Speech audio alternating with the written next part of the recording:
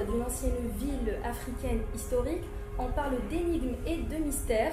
Les manuscrits de cette ville ancienne qui s'appelle Tombouctou. Je vous invite à découvrir mon invité. Bonjour. Bonjour. Jean-Michel Dion. Donc vous êtes journaliste, professeur à Paris, producteur à France Culture, rédacteur en chef de la revue France Culture Papier, c'est bien cela? Absolument. Donc vous avez déjà écrit un livre concernant les manuscrits de Tombouctou et qui s'appelle les manuscrits de Tombouctou. Donc qu'est-ce qui vous a poussé et qu'est-ce qui vous a donné cette envie d'en parler de ce sujet-là?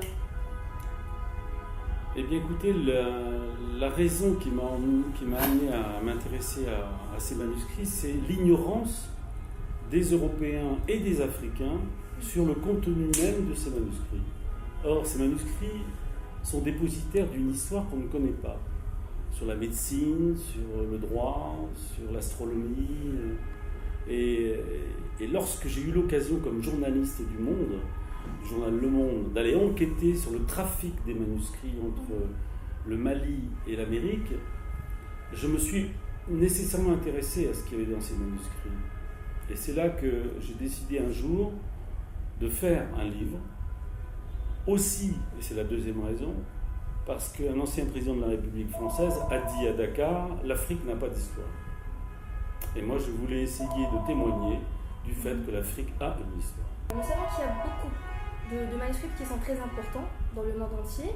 Mais est-ce que l'Afrique, elle a, enfin je parle du manuscrit africain, est-ce qu'il y a une particularité? Le manuscrit africain est un papier d'Orient qui est le fruit du travail des oulémas, c'est-à-dire des savants et des copistes, qui au XVe et au XVIe siècle étaient des populations très influentes à Tombouctou. Tout simplement parce qu'on ne le sait pas, mais l'empire Songhai, qui était l'ancêtre du Mali, était un empire très puissant dans lequel on y trouvait une forme de démocratie qu'on ne trouve pas aujourd'hui. Et tout ça, on ne le sait pas. Donc c'était l'idée de pouvoir revisiter l'histoire de l'Afrique à travers des manuscrits qui témoignent, parce qu'ils sont très anciens, ils datent du XIIIe, XIVe, XVe siècle, une véritable... On pourrait dire c'est l'équivalent du siècle des Lumières en Europe. Le XVe siècle en Afrique est une époque fabuleuse pour l'histoire de l'humanité. Les manuscrits ont été écrits en arabe? Alors c'est un arabe particulier, c'est ce qu'on appelle de l'adjami. C'est l'alphabet arabe métissé avec des langues vernaculaires.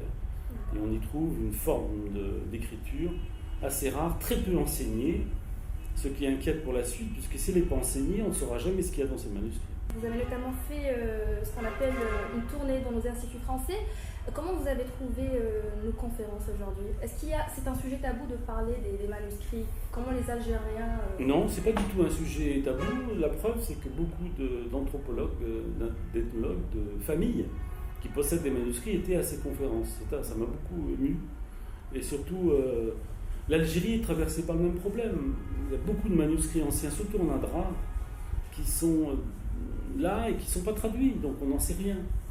Et qu'on sent une conscience collective de vouloir aller chercher très loin dans l'histoire un autre regard, une autre lecture de l'Algérie. Et ils sont dans ces manuscrits. Ce n'est pas dans l'oralité, c'est dans l'écriture que les choses se passent. Mais comme sur le continent, Maghreb compris, on privilégie toujours l'oralité sur l'écriture, on ne donne pas à l'écriture la légitimité dont il a besoin pour nous permettre de lire l'histoire telle qu'elle a été faite. Et en Algérie, je l'ai vu à Alger, je l'ai vu à Oran, beaucoup de gens se passionnent pour les manuscrits anciens, parce qu'ils en possèdent dans les familles de génération en génération. Et il faut simplement les partager. Et on le peut grâce à la numérisation aujourd'hui. On peut conserver les originaux et numériser. Et là, il faudrait simplement que les scientifiques, les enseignants, les professeurs d'histoire se mettent à les traduire, de telle manière qu'on sache ce qu'il y a dedans. Jusqu'à maintenant, combien de manuscrits a été numérisé dans Tombouctou? Pas mal. Mais la question n'est pas la sauvegarde, ce n'est pas la numérisation, ce n'est pas la valorisation, c'est la traduction. On peut avoir des très beaux manuscrits, mais si on ne sait pas ce qu'il y a dedans, quel est l'intérêt? Or, le problème, c'est qu'il y a à peine 1% des manuscrits qui sont traduits. C'est un vrai problème. Votre livre était sorti en octobre 2012. Ouais. Vous avez un nouveau livre qui va sortir le 14 janvier, c'est bien cela? Oui, mais, 2014, si je me trompe. oui, mais pas sur les manuscrits. Oui, c'est un autre, voilà, c'est pour parler de vos projets. Les à projets, venir. j'ai terminé un film pour France Télévisions sur les ministres, l'histoire des ministres sous la Ve République en Ça fait France. ministre ou rien? Oui, C'est bien voilà, ça. bien, bravo. Eh bien, ce film devient également un livre qui sort le 15 janvier. Voilà. D'accord. Donc, mais c'est une autre histoire que celle des manuscrits. Ce sera diffusé sur France 3. France Télévisions, France 3, le 17 janvier au soir. Voici la fin de notre interview. Je vous rappelle que vous pouvez toujours lire le livre de Monsieur Jean-Michel Djian-Olim qui s'intitule Les manuscrits de Tombouctou. Aussi, il y aura un nouveau livre qui s'intitule Ministre ou rien, qui sortira en janvier, 14 janvier plus précisément, 3 jours après la sortie du film, avec le même titre, qui sera diffusé sur France 3. Voilà, alors quant à moi, petit rappel habituel, vous pouvez regarder nos actualités, les suivre sur notre page Facebook ou tout simplement sur YouTube et notre plateforme www.institutfrançaistv.com.